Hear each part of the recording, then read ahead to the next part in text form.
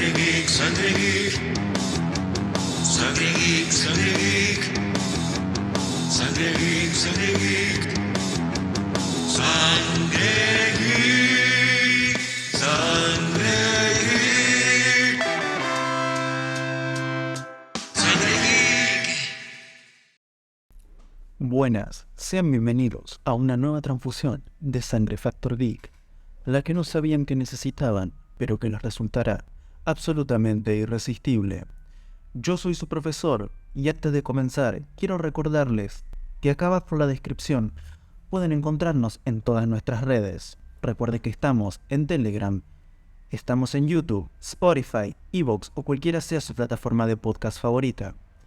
Recuerden, por favor, dejar su like, activar la campanita para recibir todas nuestras notificaciones.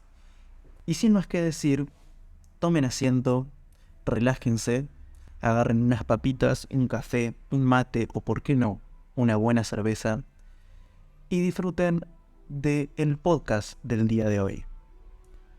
Y como ya podrán ver en el título, hoy nos toca hablar de una de las sagas más conocidas, más importantes del mundo geek y también forma parte de la cultura mainstream, que es Harry Potter. ¿Sí? Hace mucho tiempo que queríamos hacer algo relacionado con Harry Potter y me parece que la mejor manera de encarar esta serie es ver lo que menos personas conocen. Creo poder afirmar que no hay persona en el mundo que no conozca la historia, al menos en un nivel básico. Y claro, las películas tuvieron mucho que ver en la difusión de esta saga, pero no es de las películas de lo que quiero hablar, sino de los libros. ¿Por qué? Porque son fabulosos, no hay otro por qué. Es la realidad, es una saga de libros, ¿sí? De 7 libros de novela fantástica, escrito por la autora británica J.K. Rowling, en el que se describen las aventuras de un joven aprendiz de mago y de sus amigos que durante 7 años atraviesan el curso lectivo del colegio de Hogwarts de magia y hechicería, y de cómo Harry Potter se enfrenta a un mago malvado, que tiene el afán de conquistar el mundo, ¿no? Pero estos libros han sido, y yo voy a sostener siempre, mi gran entrada al mundo de la lectura, y por tanto creo que es necesario hablar del tema, porque creo que posiblemente pueda ser el universo de entrada para empezar a abrir un libro, empezar a leer y descubrir tantos mundos fantásticos que mucha gente se está perdiendo porque les da miedo la cantidad de páginas o nunca se sintieron afines a abrir un libro. Sí, no lo estoy diciendo desde un punto de vista despectivo, sino más bien de una realidad que podemos describir, ¿no? Hoy en día es mucho más fácil prender una plataforma de streaming, ver una película, ver una serie, que tomarse el tiempo de leer, que si vamos al caso es prácticamente lo mismo, con la diferencia de que no tenemos contenido audiovisual. Pero bueno, yo creo que es necesario hablar un poco de los libros, más que nada porque si logro que una sola persona empiece a leer, o gracias a este podcast, la verdad que el objetivo del podcast está más que justificado. Y es así que nos adentramos en este universo, ¿sí? Que ya desde el lanzamiento de la primera novela, Harry Potter y la Piedra Filosofal en el 97, la serie logró una popularidad que, nada, la rompió, ¿sí? Y ya para diciembre de 2007, 10 años después, se habían vendido más de 400 millones de copias de los 7 libros, los cuales han sido traducidos a más de 65 idiomas, incluido el latín y el griego antiguo, ¿sí? El séptimo y último libro, Harry Potter y las Reliquias de la Muerte, se lanzó el 21 de julio del 2007, pero en inglés, y no se publicó en español recién hasta febrero de 2008, que fue cuando finalmente lo pude conseguir. Y ustedes se preguntarán, bueno, ¿y quién lo produjo? Bueno, la editora fue Bloomsbury Publishing, que es la que tiene los derechos de publicación en inglés para Reino Unido y el resto de Europa, mientras que Scholastics es la que la tiene para Estados Unidos. Y para nosotros, que es lo que nos importa en los hispanohablantes, tenemos la editorial Salamandra, que justamente es la que distribuye para el idioma español en España e Hispanoamérica, ¿sí? Y como dijimos, Harry Potter es un éxito por decir poco, ¿sí? Hoy por hoy es una saga con un valor de 15.000 millones de dólares.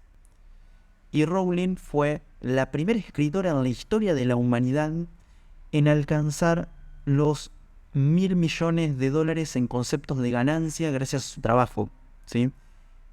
Y vamos a sumarla nomás. En 2005 fue catalogada como la 9ª persona con el ingreso anual más alto del mundo. Imagínense eso. Sí, es una locura. Pero bueno, como dijimos, no todos son libros. Y también tenemos obviamente el apartado de películas, que vino de la mano de Warner Bros., que en el 99 fue que adquirió los derechos para adaptar los libros a las películas, y concluyó recién en 2011 adaptando 8 películas en vez de 7. ¿Por qué? Porque el último libro lo dividieron en 2 películas diferentes, ¿sí? Y ustedes que quizás no conocen la historia, ¿sí?, porque no se viven debajo de una piedra, se preguntarán, bueno, ¿de qué va Harry Potter? ¿Sí? Elabórame un poquito. Bueno, la historia comienza con una celebración del mundo mágico. Durante muchos años había sido aterrorizado este mundo por el mago malvado Lord Voldemort, y la noche del 31 de octubre, Voldemort descubrió el refugio escondido de la familia Potter y mató a Lily y James Potter, los papás de Harry. Sin embargo, cuando intentaba matar a Harry, que en ese momento tenía 1 año, la maldición asesina, Avada Kedavra, que seguramente ya la conocen de los 1000 TikToks que hay al respecto, le rebota y se vuelve sobre sí mismo.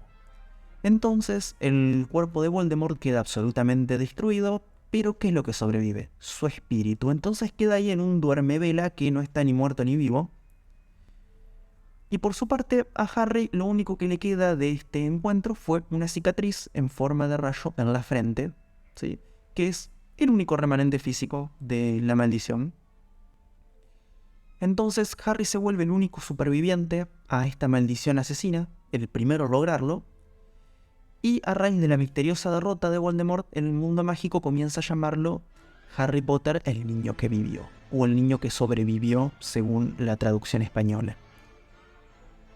El 1 de noviembre, es decir, al día siguiente, Rubius Hagrid, que es un semigigante, sí, su papá se cogió una giganta, deja a Harry con los únicos parientes que le quedan, sus tíos, los Dursley.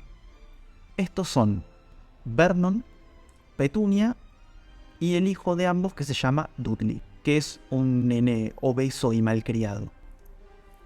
Ellos van a intentar esconder su herencia mágica, por ejemplo diciéndole que sus viejos se murieron en un accidente de tráfico, castigándolo ante cualquier cosita rara que apareciera. Pero en la víspera de su cumpleaños número 11, Harry tiene su primer contacto con el mundo mágico cuando recibe cartas del Colegio Hogwarts de Magia y Hechicería, las cuales van a ser entregadas por lechuzas. Pero bueno, ahí tenemos ese problemita de que el tío no quiere que las vea, se intentan escapar, no lo logran, y el día del cumpleaños número 11 de Harry, aparece Hagrid y le dice: Harry, eres un mago, así que venite a estudiar con nosotros.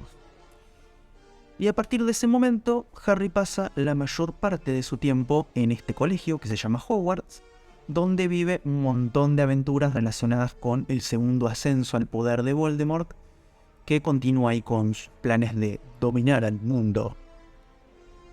Y bueno, cada libro va a tratar la historia con un año lectivo que va desde julio hasta junio, ¿sí? Y va siguiendo la formación mágica de Harry con los incidentes en el medio. Además de esto, hay que hablar un poco del universo, ¿no? Porque quizás el enganche no sea de la historia per se, sino del universo, que en el caso del universo del mundo mágico es extremadamente rico y es lo que ha atraído a miles de fans, ¿no? No se puede negar la enorme popularidad que esto tiene, ¿sí? A tal punto que la estación de King Cross, que es la estación de trenes y buses de Londres, colocó un cartel entre el andén 9 y el andén 10, que es el andén 9 y 3/4, que es el lugar donde, según la trama, Harry entraría al mundo mágico. Y al contrario de novelas como las de Narnia, en las que se trata de un universo alternativo, o en El Señor de los Anillos, donde la Tierra Media se trata de un pasado ficticio, el mundo mágico de las novelas de Harry es un universo paralelo al nuestro y que contiene diversos elementos mágicos análogos a cosas del mundo no mágico o Muggle. Este universo mágico va a tener una organización política para cada estado. En el caso del Reino Unido, donde se desarrolla la mayor parte de la acción, la máxima institución es el Ministerio de Magia. Y también tenemos un Estatuto Internacional del Secreto que obliga a los magos y brujas del mundo a mantener en secreto la existencia del mundo mágico a los muggles. Esta capacidad de hacer magia, según las novelas, es innata más que aprendida, aunque los jóvenes magos tienen que tener una formación para dominarla y controlarla. También se considera que esta capacidad es totalmente hereditaria, aunque existen magos hijos de Muggle, o sangre sucia, dicho de manera despectiva, que siempre se considera que han tenido en algún momento algún ascendente mago, y también es posible que hijos de magos no tengan ninguna capacidad mágica. A esta gente la vamos a llamar Sweeps, ¿sí? Y obviamente, dentro de este mundo mágico, los magos desarrollan su propio sistema social, su propia moneda, su sistema sanitario, una muy compleja red de transporte y comunicaciones, ¿sí? Realmente es extremadamente rico. Y ustedes me dirán, bueno, ¿y más o menos esto en qué año es? ¿Algo moderno? ¿Es algo muy pasado? Bueno, está en un punto medio porque se desarrolla todo en los años 90, ¿sí? Más específicamente, cada libro corresponde a un año de los años 90, yendo desde el año 91 hasta su finalización en el año 98, ¿sí? En el último libro, ¿sí? Porque, a ver, es así, cada libro empieza en el año del libro, por ejemplo, si es el primer año, es en el 91, pero termina en el 92. Porque recordemos que en el hemisferio norte, los ciclos lectivos son de mitad de un año a mitad del siguiente. Entonces empieza en el año 91 y termina en el año 98 con el último libro, Las Reliquias de la Muerte. Y así es como vamos a pasar micro resumen, ¿sí? Micro resumen de lo que fue cada libro, ¿sí? Y más o menos de cómo fue la situación de cada uno, ¿no? Y empezamos así con Harry Potter y la Piedra Filosofal, ¿sí? El primer libro de la serie, publicado el 30 de junio del 97 en inglés y en español recién en marzo del 99. Obviamente, como dijimos antes, superó los 110 millones de copias vendidas, siendo uno de los libros más vendidos de la historia. En esta obra tenemos el inicio de la historia de Harry, que en este momento tiene 11 años, que se entera el día de su cumpleaños que no solo posee poderes mágicos, sino que además es muy importante. Va a la escuela de magia, donde se encuentra con nuevos amigos, siendo Ron Weasley y Hermione Granger, además de personajes muy carismáticos como es el director Albus Dumbledore y su villano Lord Voldemort, quien presuntamente estaba destruido, pero no tanto. Como dato de color, la primera edición de este libro se vendió en el 2007 por 27.876 libras esterlinas.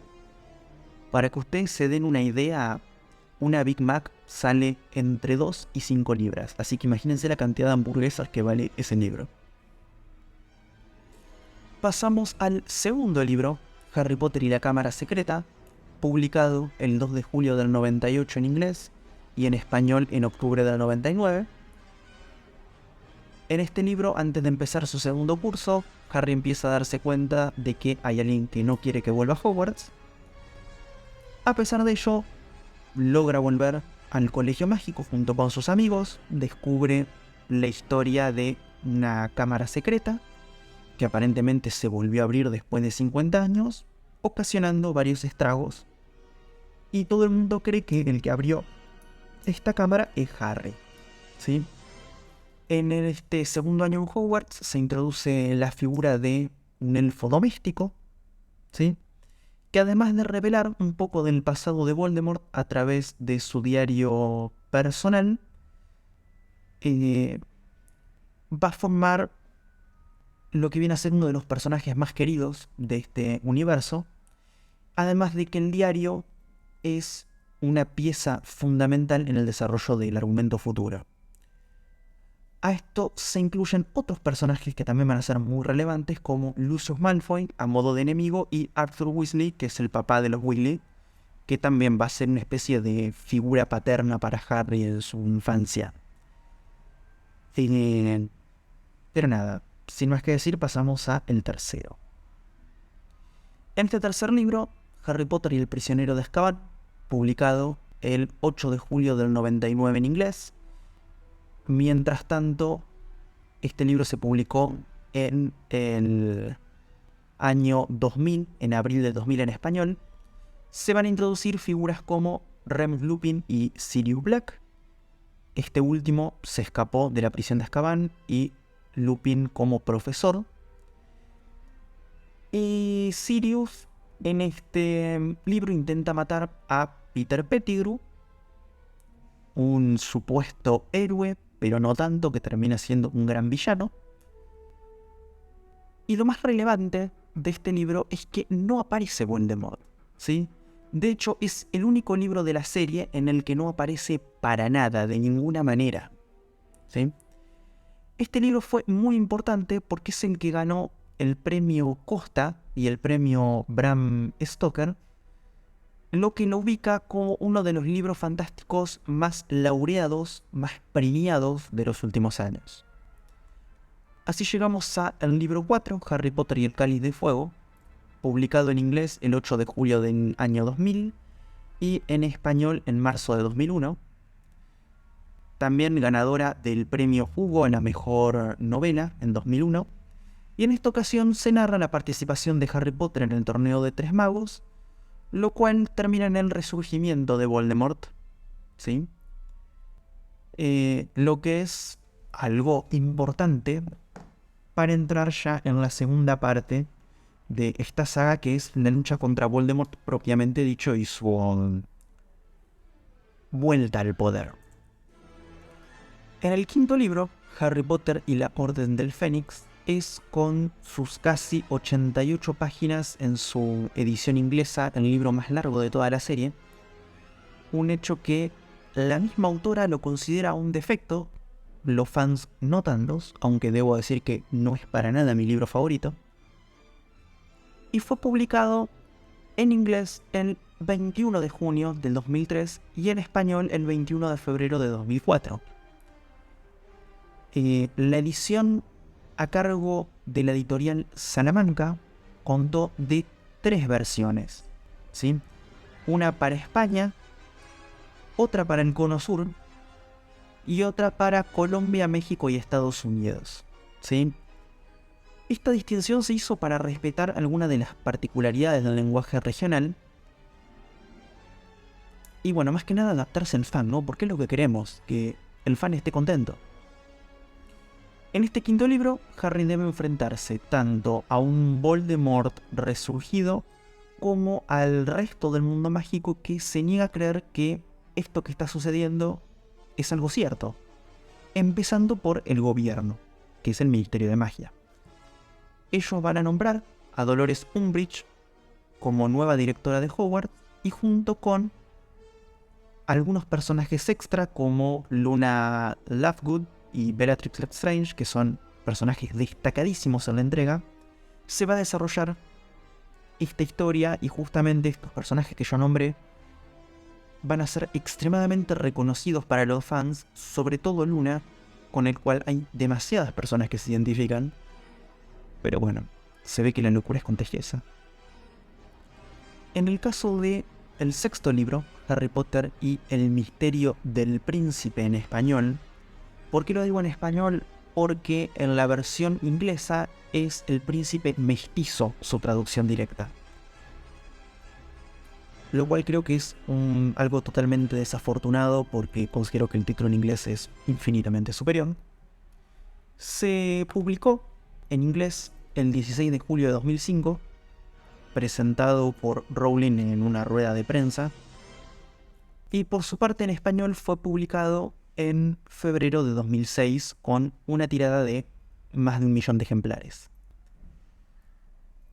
A todo esto, casi un año antes de su publicación original, Rowling ya había manifestado en su sitio web oficial su voluntad de matar a un personaje muy específico, por lo que se sucedieron una serie de apuestas no oficiales en las que se barajaron las posibilidades, ¿no?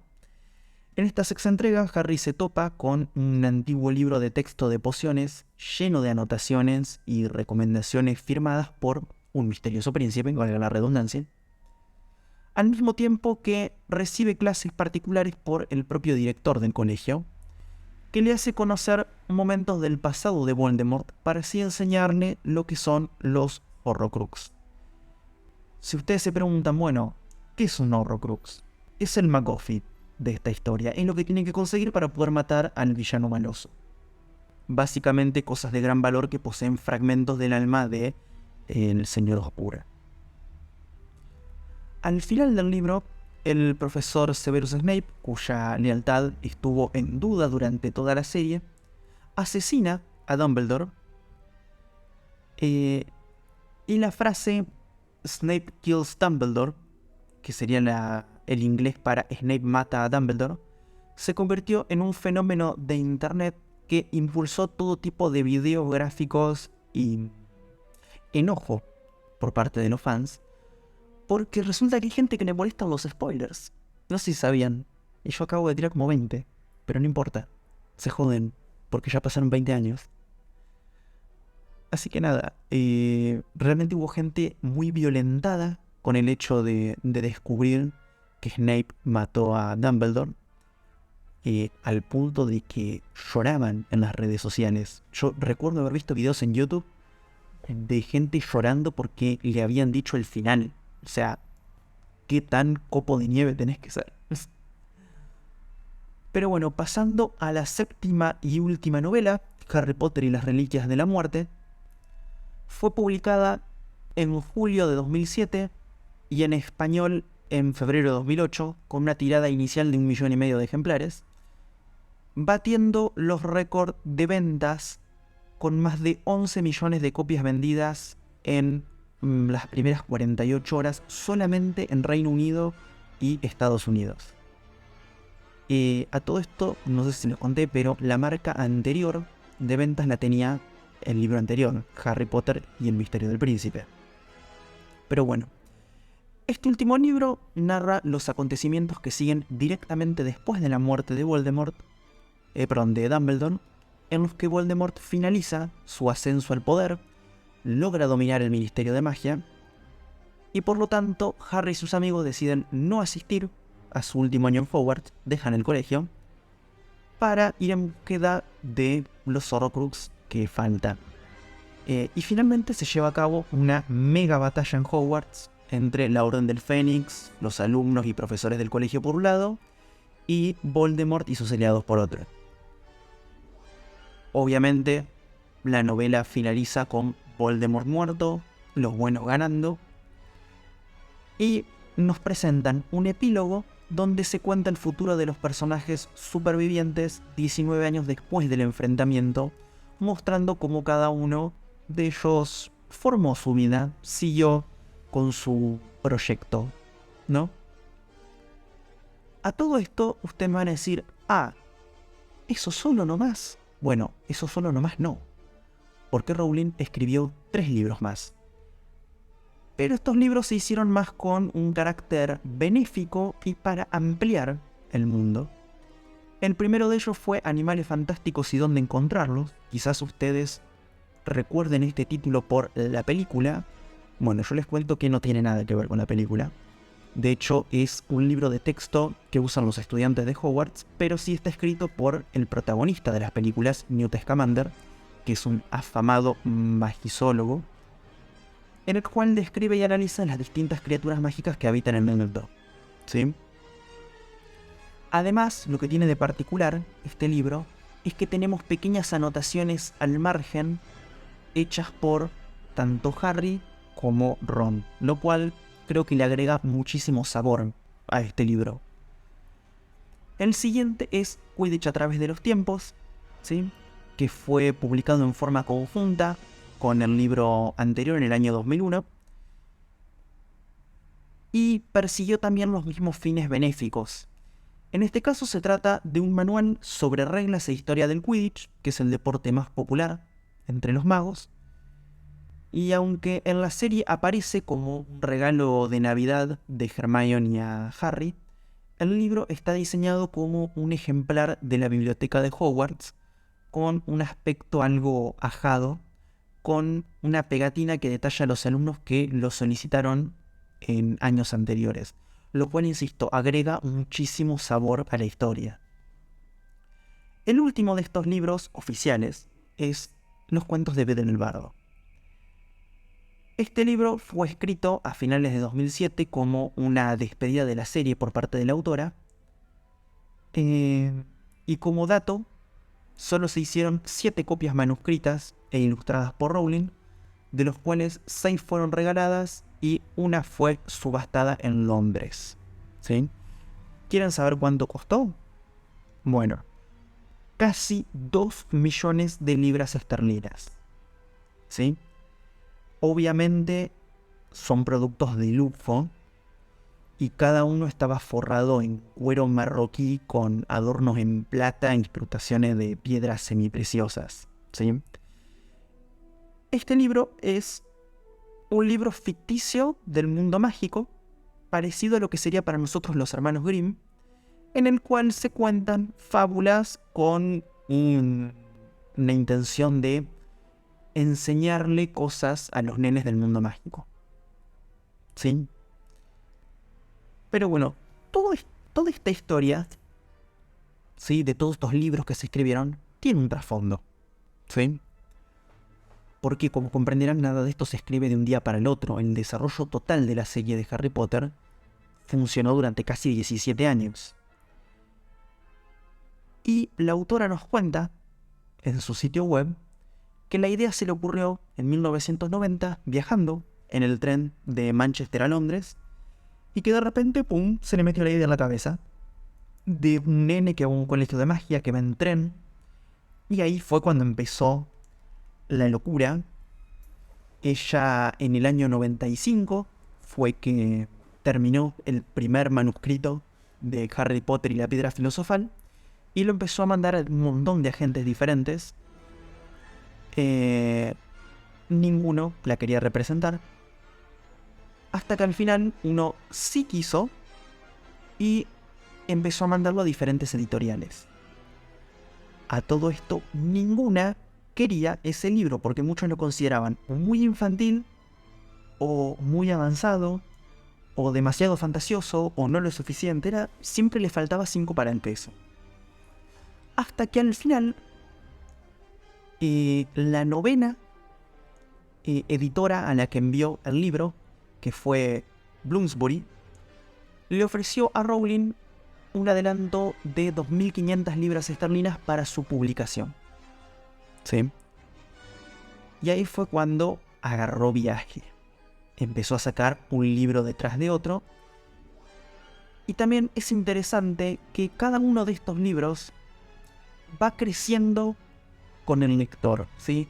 Lo ideal sería empezar a leerlo cuando tenés 11 años y que cada año, cada vez que uno cumple años, poder ir leyendo a Harry Potter cuando tiene tu misma edad, porque es cuando más lo entendés y más lo vas a comprender. Inclusive yo diría que si uno lo lee de adulto, Harry te empieza a parecer un poco pelotudo. ¿Sí? Es como sos un pendejo insufrible, chabón. Pero bueno, es así. Obviamente estos libros fueron bombazo en Londres, bombazo en Estados Unidos. A pesar de que hubo que hacerle ciertos cambios para adaptarse al público local, como por ejemplo cambiarle el título, ¿sí? Harry Potter y la Piedra Filosofal tuvo que ser cambiado a Harry Potter y la Piedra del Hechicero, porque los yankees, ustedes vieron que no son personas muy inteligentes, entonces si no le ponían algo de magia en el título como que no la cazaban. Pero bueno, toda esta serie de manuscritos termina en el año 2007, ¿sí? ¿Y dónde ustedes dirán? Bueno, en un hotel. En el Hotel Balmoral en Edimburgo,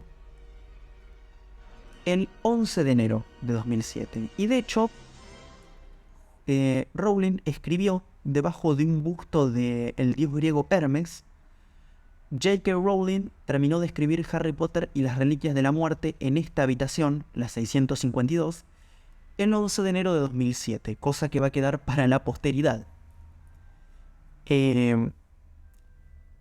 Y además, Rowling aclaró algunas cositas en un talk show allá por junio de 2006, donde dijo que salvó a un personaje y que otros iban a morir, pero que había barajado también la posibilidad de matar a Harry con el objetivo de evitar que otros autores continuasen hablando de la vida de Harry después de Hogwarts, ¿sí? Bien, hija de puta, chabona. Dejate de joder, si no va a escribir más nada, al menos déjalo para el resto. Pero bueno, en otras entrevistas, Rowling declaró que no hay una universidad después de Hogwarts, sino que hay como preparaciones para entrar a un trabajo. Y que por lo tanto no tiene intenciones de escribir un octavo libro, a lo cual falló en cierto aspecto porque escribió los cuentos de Videl el Bardo, así que Pero bueno, eso más o menos es la historia que hay por detrás. Y ahora nos toca hablar un poco de los protagonistas de estos libros, ¿sí? Yo voy a mencionar muy poquitos, porque parte de la gracia es que a ustedes les pique la curiosidad y después vayan a leerlo, ¿sí? El principal es Harry, ¿sí? El que da el título a la serie, y es un huérfano que hace magia, ¿sí? Es un pobrecito. Entonces, es una manera de apelar al nene bulineado, que bueno, se vuelve un poco pelotudo a medida que crece, pero nada que no sea salvable. Después tenemos a Hermione Granger, que junto con Harry y Ron componen el trío de protagonistas. Y ella es la sabelotodo, ¿sí? La nena que viene de un origen humilde, pero que nada, se la sabe toda, es súper inteligente, súper estudiosa, ¿sí? Después tenemos a Ron, que junto con Harry y Hermione también corren muchísimas aventuras. Él es el típico chico pobre y pelirrojo, que tiene un montón de hermanos y por eso es pobre. Después tenemos a la figura de la sabiduría, que es Albus Dumbledore, que es el director de Hogwarts. Tenemos a un antagonista que yo llamo escolar, que es Severus Snape. Y por último, al antagonista real de todo el libro, que es Lord Voldemort. También otro nene pobrecito, pero que tomó decisiones malas y por eso es malo. Por último no, porque nos queda mucho para hablar. Vamos a establecer una especie de análisis literario de estos libros, ¿no? Las novelas, obviamente, como ya lo mencionamos, está dentro del género fantástico. Pero también se podría decir que son novelas de formación. ¿Por qué? Porque detalla de algún modo el desarrollo de un personaje. quizás los conocedores del anime lo entiendan como el camino del dragón, ¿no? Un chico que no tiene mucha idea, pero que a medida que practica, a medida que crece, se va volviendo muy poderoso, ¿sí? Es una especie de un astuto cuento de misterio, en cierto aspecto. E inclusive está construido, si se quiere, al estilo de las aventuras de Sherlock Holmes, donde se van dejando un número de pistas escondidas en las narrativas, mientras que los personajes persiguen una serie de escenarios sospechosos, gente rara, y al final hay un twist medio inesperado, ¿sí? Obviamente todo escrito en tercera persona con un narrador omnisciente que está focalizado en Harry, salvo en excepciones muy contadas. En cuanto a la temática del libro, algunos pueden decir que el tema principal que rodea esta heptalogía es la muerte, e inclusive Rowling así lo explica diciendo: mis libros son en buena parte sobre la muerte. Se inician con la muerte de los padres de Harry, y después está la obsesión de Voldemort por conquistar la muerte y su búsqueda de la inmortalidad a cualquier precio. Qué sé yo, me parece interesante las declaraciones de Rowling al respecto. Y en cuanto a su impacto cultural, bueno, es gigante, está por todos lados. Y lo pueden ver en series, en películas, y no estamos hablando de cosas específicas de Harry Potter, sino la inclusión de la temática en prácticamente cualquier cosa, ¿sí? Siendo además un éxito comercial gigantesco. Es el día de hoy que se considera que Harry Potter es una de las franquicias con más merchandising del mundo, a tal punto de que tenemos lugares específicos que venden merchandising de Harry Potter distribuidos por el mundo como si fuera Disney, ¿sí? No sé si ustedes saben que hay un parque de diversiones, un parque temático de Harry Potter, gigantesco, que está en Orlando, Florida, dentro del parque de Universal, que es la sección que más vende de todo el parque. La verdad es algo impresionante.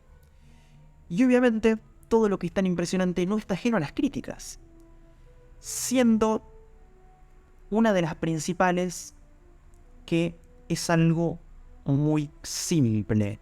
Dicen, sí, porque es algo muy comercial, entonces a mí no me interesa.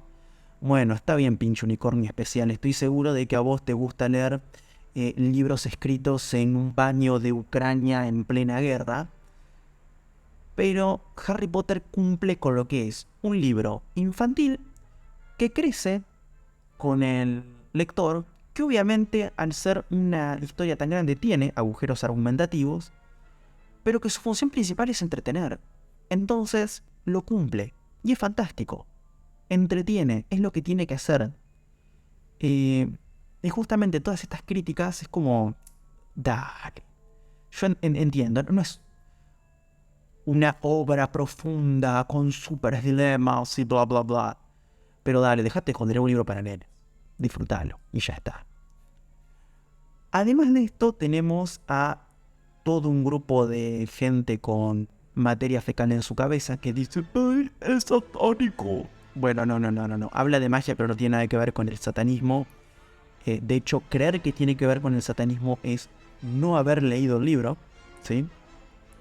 Inclusive se pueden hacer más paralelismos con la cristiandad que con un satanismo, pero bueno, está bien.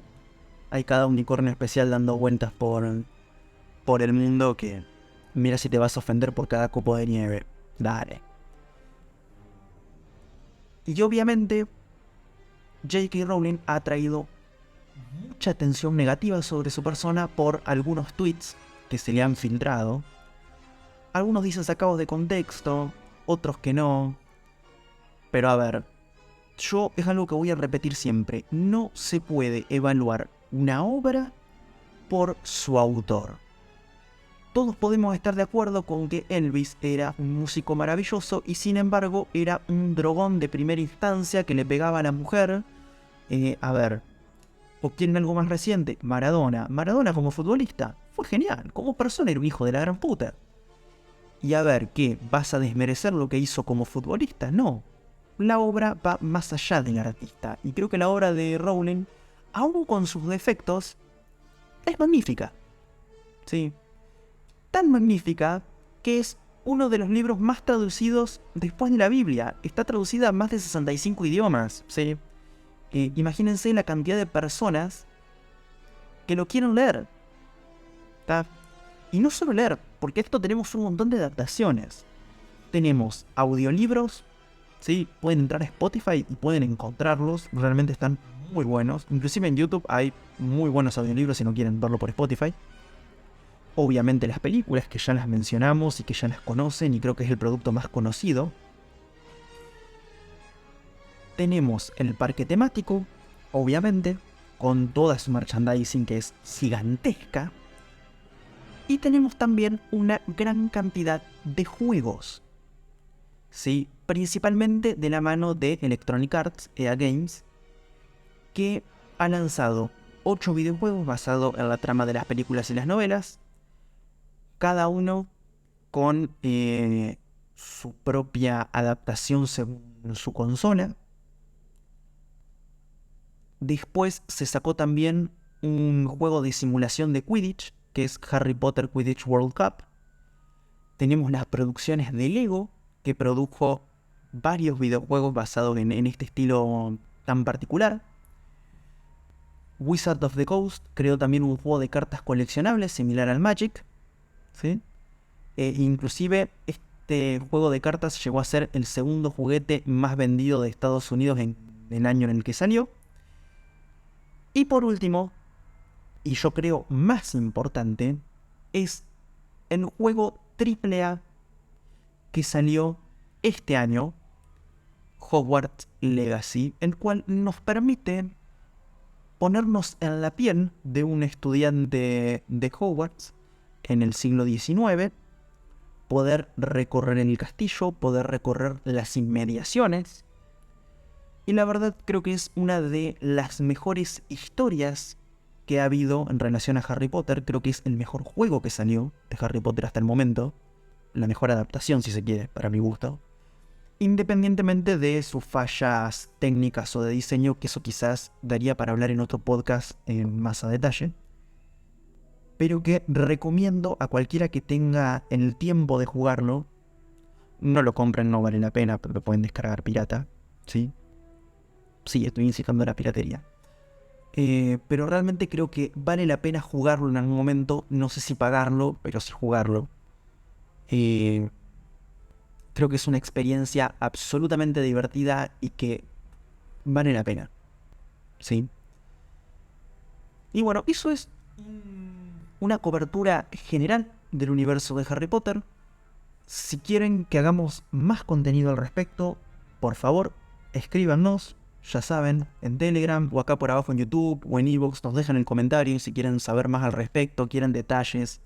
Realmente es un universo extremadamente grande y que no se puede resumir en un solo podcast, pero creo que es un gran inicio y espero haberles contagiado en cierta manera mi entusiasmo por esta saga que es con la que yo crecí. Fue la saga que me motivó a introducirme en el mundo de la lectura y que hoy por hoy se podría decir que es mi franquicia favorita. Así que, nada, mis hermanos. Recuerden que nos une la sangre geek. Espero que les haya gustado, espero que se hayan divertido. Y nos vemos la próxima en una nueva transfusión de Sangre Factor Geek.